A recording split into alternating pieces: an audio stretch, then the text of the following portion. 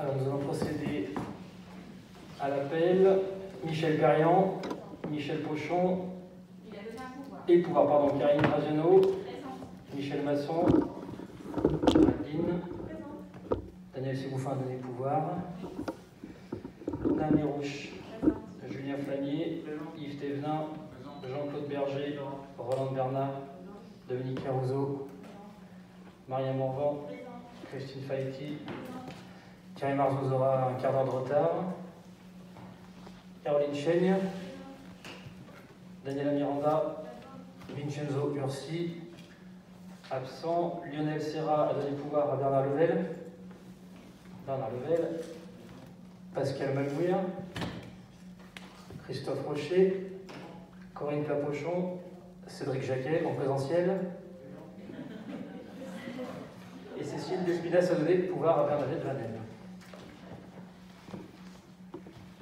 Bien, donc, comme vous l'imaginez, l'évolution du contexte sanitaire ne s'améliore pas, donc bon, ça va de pair avec l'amélioration un petit peu des équipements numériques de la commune. Donc l'idée, c'est de pouvoir s'équiper toujours un peu mieux pour pouvoir faire de la visio de bonne qualité, et pouvoir se retrouver en distanciel, parce qu'effectivement le présentiel est parfois compliqué. Oui. C'est la raison pour laquelle effectivement ce soir on devait se retrouver voilà, un peu d'urgence suite aux propos qu'a fait le président de la République. Voilà, donc nous allons ouvrir cette séance de conseil municipal et je vais vous proposer d'ores et déjà de nommer effectivement le secrétaire de séance, Roland Bernard, donc, qui est contre, qui s'abstient, qui est pour, adopté à l'unanimité. Voilà donc pour cette séance d'urgence. Donc, modalité d'organisation des séances du conseil municipal en visioconférence.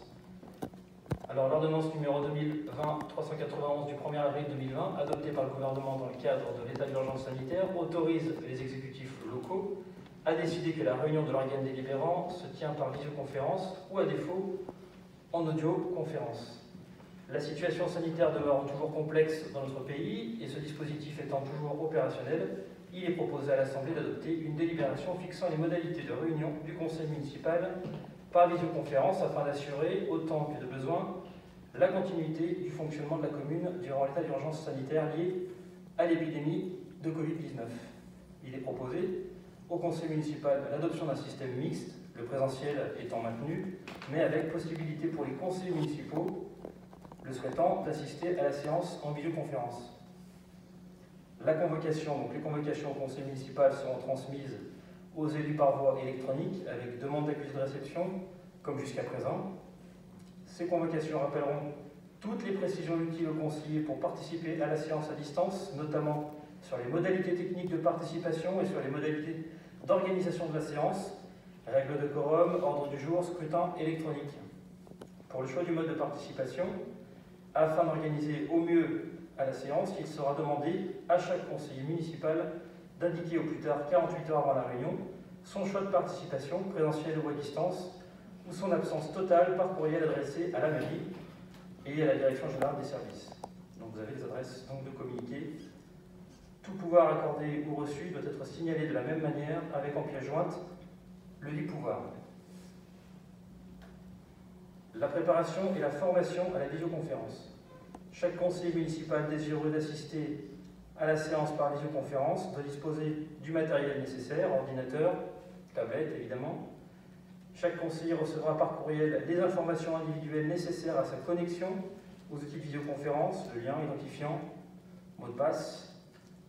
Les services de la ville restent à la disposition des conseillers municipaux pour répondre à toutes les questions. Et le choix du logiciel, donc la connexion à la visioconférence, se fera par l'intermédiaire de l'outil Teams.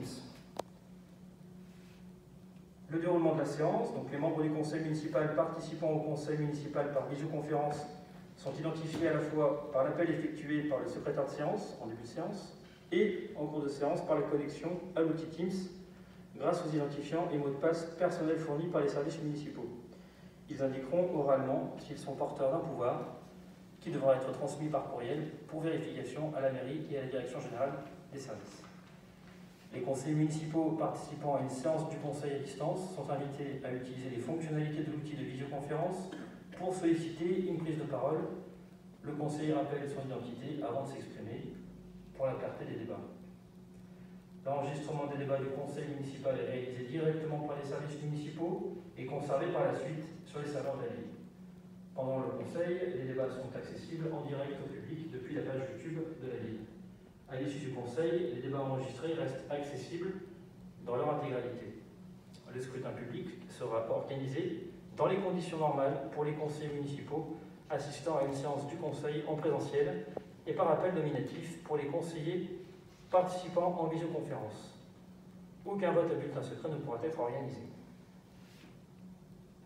La première séance organisée en format mixte, présentiel ou visioconférence, et donc conformément à l'ordonnance numéro 2020-391, donc je rends compte au cours de cette première réunion des diligences effectuées par mes soins pour permettre la tenue du conseil à distance. Donc, vu les articles L21, 21, 29, L21, 21, 1 et L21, 21, 23, R21, 21, 9 et R21, 21, 10 du Code général des collectivités territoriales qui concerne le conseil municipal et ses modalités de fonctionnement. Vu l'ordonnance numéro 2020-391 du 1er avril 2020, considérant que pour assurer la continuité de l'action municipale tout en respectant les mesures sanitaires liées à l'état d'urgence actuel, donc il convient de pouvoir réunir le conseil par visioconférence. Voilà, est-ce qu'il y a des questions? Oui.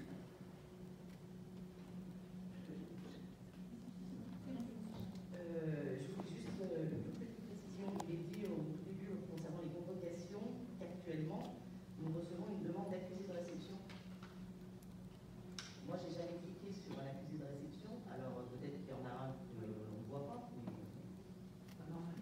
Normalement, elles sont envoyées avec accusé de réception. Vérifiera, on vous envoie par mail avec accusé de réception pour être sûr que vous l'ayez bien reçu. Oui, là, j'ai jamais vu apparaître. T'as jamais vu ce message? Pas moi. J'ai jamais cliqué dessus. Tu vois quoi comme... Ah, on va interrompre la séance, excusez-moi. Le conseil.